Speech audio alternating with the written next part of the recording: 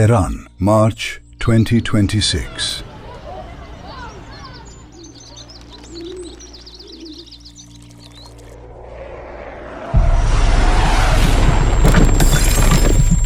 یا صاحب الزمان، یا صاحب الزمان، به شما پناه میبریم.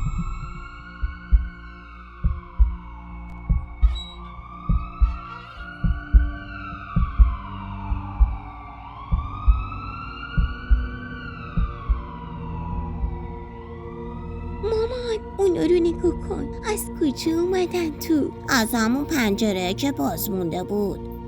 چقدر قشنگن. میگن قاصدن هر آرزویی داشته باشی میرسونن به دست اونی که دوستش داری. یاد یک آرزو کنیم. یه نخ کوچیک بهشون ببندیم. اگه برگشتن بفهمیم کدوم قاصدک مال کیه. اگه سنگین بشن نمیتونن پرواز کنن. یه نخ کوچولو فقط.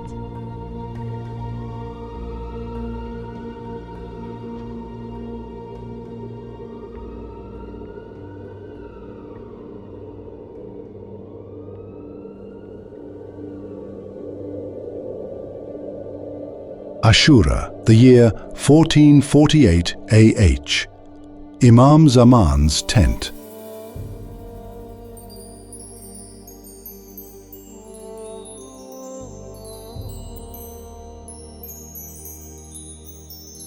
Where is this place? This is the tent of the Master of the World. You mean Imam Zaman? Yes. Then I have come to the right place. I have been on my way for several months. I carry a message from a child in Iran. My master knows. We dandelion seeds know too that he knows everything, but I must fulfill my duty. Now is not the time.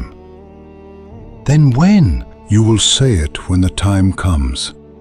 My master is leaving now. Where? For more than 1,000 years, every year at this very moment, he travels to the turning point of history.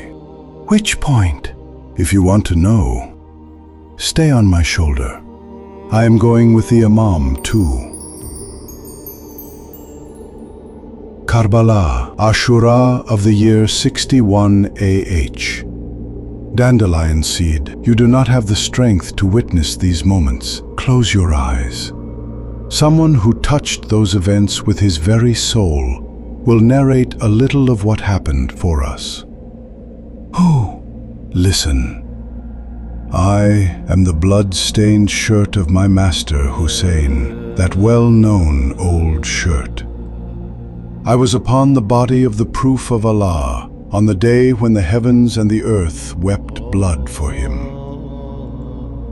My master had completed each and every farewell. With Sayyid al-Sajidin, with the people of the tents, with his beloved daughters, with his heart-soothing Sakina, with his 3-year-old Ruqayya, with his sisters, Lady Zaynab, Lady Kulthum, and Lady Sakina. But the tents were filled with the cries of women and children. The weeping of the people of the sanctuary had become the farewell escort to the steps of the thirsty Imam. My master mounted Duljana, alone, more alone than ever before. There was no longer any standard-bearer left to become his reliever of sorrow, and no Ali Akbar left in the likeness of the messenger of Allah to send him off with an Adan, no Habib, no Zuhair, no Burair. The companions had gone one by one, and now my master Hussain was going toward the battlefield alone, drowned in the love of Allah. His thirsty lips longing for reunion, he was meant to be quenched by the hands of his grandfather. Suddenly, a voice came. Wait, wait, O son of Zahra. The voice was the voice of the aunt of the Sayyids, Zaynab al-Kubra. When the name of his mother was mentioned, respect became obligatory. My master stopped and dismounted from Duljana. I knew the name of his mother carried the scent of a sorrowful farewell. My master fixed his eyes on his sister, face to face. Zaynab swallowed her sobs and said, "My brother." I remembered my mother's final instruction. Mother said, "Whenever my Hussain asks you for that old shirt, know that this hour is the hour of the final farewell, and he will not return. On my behalf, kiss the lower part of my Hussain's throat." I myself was in the heart of those moments.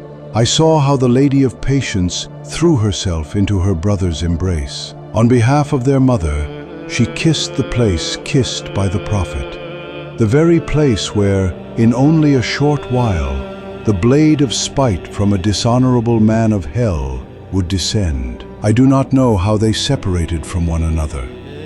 The separation of Zaynab and Hussain, even history could not believe it. Imam Hussain had the patience of imamate. But what passed over the heart of Zaynab al-Kubra, only Allah knows. Ah, I remembered. Zaynab is also the daughter of Haydar. Her patience is the patience of Ali. But I know something else too about Zaynab's patience. The glad tidings I heard last night beside my master's tent, when he said to Zaynab al-Kubra, "My sister, the Mahdi is from us." That very sentence became all the comfort of Zaynab al-Kubra, for enduring hardships, each of which could bring down a mountain. In any case, Aba Abdillah set out for the battlefield, like a lion, like Haydar the ever-attacking, and no one had the courage to face him.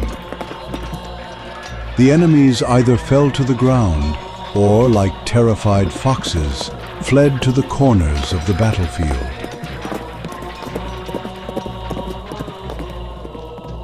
But the arrows poured down mercilessly toward my master. May Allah have mercy on Duljanah.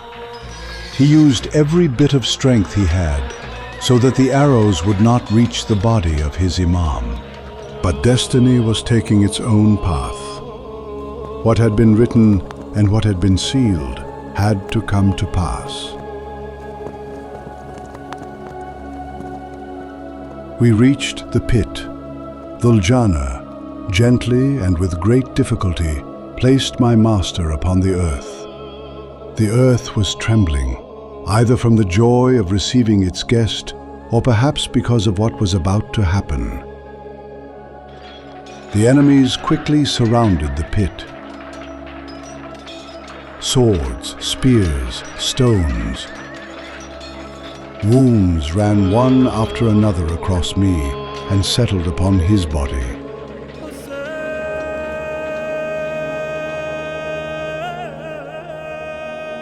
I lost count, but I know that more than 1,900 wounds were marked upon the body of the Imam.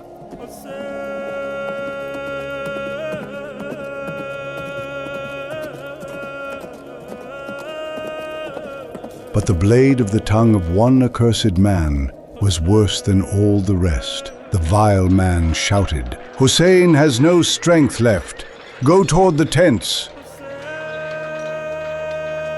In whatever way he could, the Imam leaned upon a broken sword. The oppressed one of Nineveh gathered whatever strength he had left into one cry and said, "If you have no religion, then at least be free men, and as long as I am alive, do not attack the tents."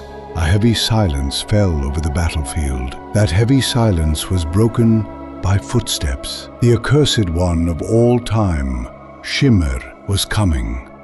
His very existence did not belong at that gathering. Do not be surprised. By Allah, it was a gathering. All the people of the cloak were there. The Messenger of Allah, Amir al-Mu'mineen, Imam Hussain, and his mother, Fatima al-Zahra. She was sitting at the edge of the pit, looking at her thirsty son. and her motherly cries were shaking the throne. I knew those cries. From the very day she was sewing me in Medina for such a day, when I would be upon the body of her son. In the presence of the cause of creation, but Shimmer was drawing near. The earth trembled. The sky grew dark. Jinn and mankind were thrown into turmoil, crying out in grief. The seconds passed slowly. When I felt it, a familiar sound of weeping was coming. It was Zaynab. She had come to aid her Imam, throwing herself upon his blood-soaked body. Shimmer had now reached my master. What happened? Why do you not continue? What can I say? In the tragedy of Hussain, tongues fall silent. Dandelion seed, my master said to Zaynab al-Kubra, return to the tents. You do not have the strength to see me beneath the dagger. Dandelion seed, the sky wailed. The beasts of the desert wept, but those two-legged beasts showed no mercy to the son of their prophet. Shimmer reached for the dagger. The earth was about to fall apart. The sky was dark and blackened. Everywhere had taken on the color of blood. If it were not for Sayyid al-Sajidin, the earth would have collapsed, and history would have ended in that very moment. Open your eyes, dandelion seed. I will tell you the rest. Are you afraid? The Imam of your time sees these moments every year, and every morning and evening he weeps over this tragedy. Look at that tent, the very place where Zaynab is standing. Come, together with Zaynab al-Kubra, let us go inside, so you may know why Imam Sajjad had to remain. O son of my brother, what state is this? My dear aunt, my father has departed from this world, and the earth is restless for him. O earth, be still, I am still here. Do you understand, dandelion seed? For the earth to remain at peace, it is in need of the hands of the Wali of Allah. Not for a single moment can it remain standing without the proof of Allah. What is that sound? It is the wretched ones of the Ummah. They have attacked the tents. O proof of Allah, what must we do? You all must flee, my aunt.